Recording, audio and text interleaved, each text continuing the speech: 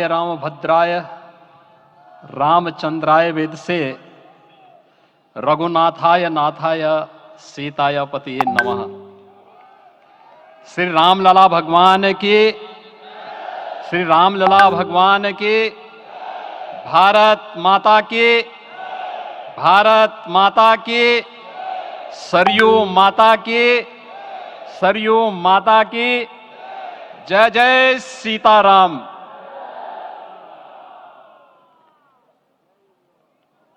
रामोत्सव के आज के इस कार्यक्रम के मुख्य अतिथि दुनिया के सबसे लोकप्रिय राजनेता भारत के माननीय प्रधानमंत्री आदरणीय श्री नरेंद्र मोदी जी, राष्ट्रीय स्वयंसेवक संघ के माननीय सरसंघ चालक श्रद्धेय डॉक्टर मोहन भागवत जी, प्रदेश की माननीय राज्यपाल श्रीमती आनंदीबेन पटेल जी, श्री राम जन्मभूमि तीर्थ क्षेत्र न्यास के अध्यक्ष पूज्य महंत नृत्य गोपाल दास जी, श्री राम जन्मभूमि तीर्थ क्षेत्र न्यास के कोषाध्यक्ष पूज्य स्वामी गोविंद देव गिरी जी, महासचिव सम्मान्य श्री चंपत राय जी, देश के कोने कोने से यहां पर पधारे पूज्य संतजन, अपने अपने क्षेत्र के नेतृत्व देने वाले सभी उपस्थित महानुभाव, रामोत्सव के इस पावन पर्व के अवसर पर आदरणीय प्रधानमंत्री जी का मैं आप सबकी ओर से हृदय से स्वागत करता हूं, अभिनंदन करता हूं। इस अवसर पर पधारे राष्ट्रीय स्वयंसेवक संघ के सरसंघ चालक आदरणीय डॉक्टर मोहन भागवत जी का, अन्य समागत अतिथियों और महानुभावों का मैं हृदय से स्वागत करता हूं, अभिनंदन करता हूं। प्रभु रामलला के भव्य दिव्य और नव्य धाम में विराजने की आप सभी को कोटि कोटि बधाई। 500 वर्षों के लंबे अंतराल के उपरांत आज के इस चिर प्रतीक्षित मौके पर अंतर मन में भावनाएं कुछ ऐसी हैं कि उन्हें व्यक्त करने के लिए शब्द नहीं मिल रहे हैं। मन भावुक है, भाव विभोर है, भाव विह्वल है। निश्चित रूप से आप सब भी ऐसा महसूस कर रहे होंगे। आज इस ऐतिहासिक और अत्यंत पावन अवसर पर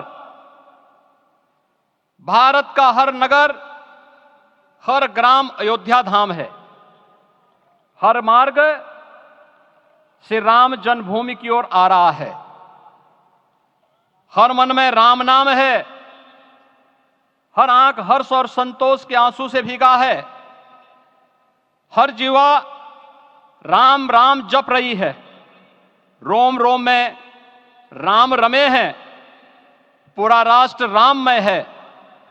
ऐसा लगता है हम त्रेता युग में आ गए हैं। आज रघुनंदन राघव रामलला हमारे हृदय के भावों से भरे संकल्प स्वरूप सिंहासन पर विराज रहे हैं। आज हर राम भक्त के हृदय में प्रसन्नता है, गर्व है और संतोष के भाव हैं। आखिर भारत को इसी दिन की तो प्रतीक्षा थी। भाव विभोर कर देने वाली इस दिन की प्रतीक्षा में लगभग 5 शताब्दी व्यतीत हो गई। दर्जनों पीढ़ियां अधूरी कामना लिए इस धराधाम से साकेत धाम में लीन हो गई, किंतु प्रतीक्षा और संघर्ष का क्रम सतत जारी रहा। श्री राम जन्मभूमि संभवतः विश्व में पहला ऐसा अनूठा प्रकरण होगा जिसमें किसी राष्ट्र के बहुसंख्यक समाज ने अपने ही देश में अपने आराध्य की जन्मस्थली पर मंदिर निर्माण के लिए इतने वर्षों तक और इतने स्तरों पर लड़ाई लड़ी हो। संतों, सन्यासियों, पुजारियों, नागाओं, निहंगों, बुद्धिजीवियों, राजनेताओं, जनजातियों सहित समाज के हर वर्ग ने जाति पाति, विचार दर्शन, उपासना पद्धति से ऊपर उठ करके राम काज के लिए स्वयं को उत्सर्ग किया। अंततः वह शुभ अवसर आ ही गया जब कोटि कोटि आस्थावानों के त्याग और तप को पूर्णता प्राप्त हो रही है। आज आत्मा प्रफुल्लित है इस बात से कि मंदिर वही बना है जहां बनाने का संकल्प लिया था। संकल्प और साधना की सिद्धि के लिए हमारी प्रतीक्षा की इस समाप्ति के लिए और संकल्प की पूर्णता के लिए आदरणीय प्रधानमंत्री श्री नरेंद्र मोदी जी का हृदय से आभार और अभिनंदन। माननीय प्रधानमंत्री जी, 2014 में आपके आगमन के साथ ही भारतीय जनमानस कह उठा था कि मोरे जिय भरोस दृढ़ सोई, मिलहि राम सगुन शुभ होई। अभी गर्भगृह में वैदिक विधि विधान से रामलला के बाल विग्रह के प्राण प्रतिष्ठा को हम सब साक्षी बने हैं। अलौकिक छवि है हमारे प्रभु की, बिल्कुल वैसे ही जैसे तुलसीदास जी ने कहा कि नव कंज लोचन कंज मुख कर कंज पद कंजारुणम। धन्य है वह शिल्पी जिसने हमारे मन में बसे राम की छवि को मूर्त रूप प्रदान किया है।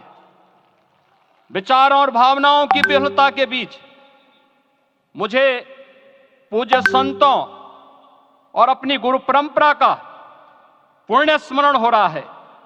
आज उनकी आत्मा को असीम संतोष और आनंद की अनुभूति हो रही होगी। जिन परंपराओं की पीढ़ियां श्री राम जन्मभूमि मुक्ति यज्ञ में अपनी आहुति दे चुकी है, उनकी पावन स्मृतियों को मैं यहां पर कोटि कोटि नमन करता हूं। श्री राम जन्मभूमि महायज्ञ न केवल सनातन आस्था और विश्वास की परीक्षा का काल रहा, बल्कि संपूर्ण भारत को एकात्मता के सूत्र में बांधने के लिए राष्ट्र की सामूहिक चेतना जागरण के ध्येय में भी सफल सिद्ध हुआ है। सदियों के बाद भारत में हो रहे इस चिर प्रतीक्षित नवविवाह को देख अयोध्या समेत पूरा भारत का वर्तमान आनंदित हो उठा है। भाग्यवान है हमारी पीढ़ी जो इस राम काज के साक्षी बन रहे हैं, और उससे भी बड़भागी हैं वो जिन्होंने सर्वस्व इस राम काज के लिए समर्पित किया है और करते चले जा रहे हैं। जिस अयोध्या को अवनी की अमरावती और धरती का वैकुंठ कहा गया, वह सदियों तक अभिषिप्त थी, उपेक्षित रही, सुनियोजित तिरस्कार झेलती रही। अपनी ही भूमि पर सनातन आस्था पद्दलित होती रही, चोटिल होती रही, किंतु राम का जीवन हमें संयम की शिक्षा देता है और भारतीय समाज ने संयम बनाए रखा।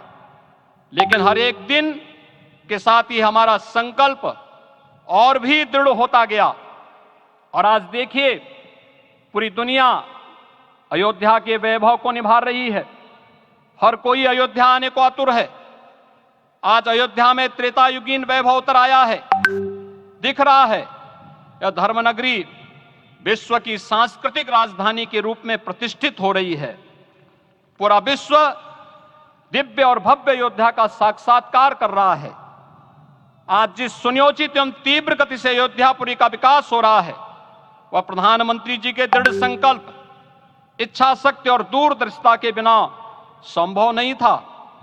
कुछ वर्ष पहले कल्पना से परे था कि अयोध्या में एयरपोर्ट होगा, यहां के नगर के भीतर 4 लेन की सड़कें होंगी, सरयू जी में क्रूज चलेंगे, अयोध्या की खोई गरिमा वापस आएगी। लेकिन मित्रों, डबल इंजन की सरकार के प्रयास से आज आप सबके सहयोग से यह सब साकार हुआ है।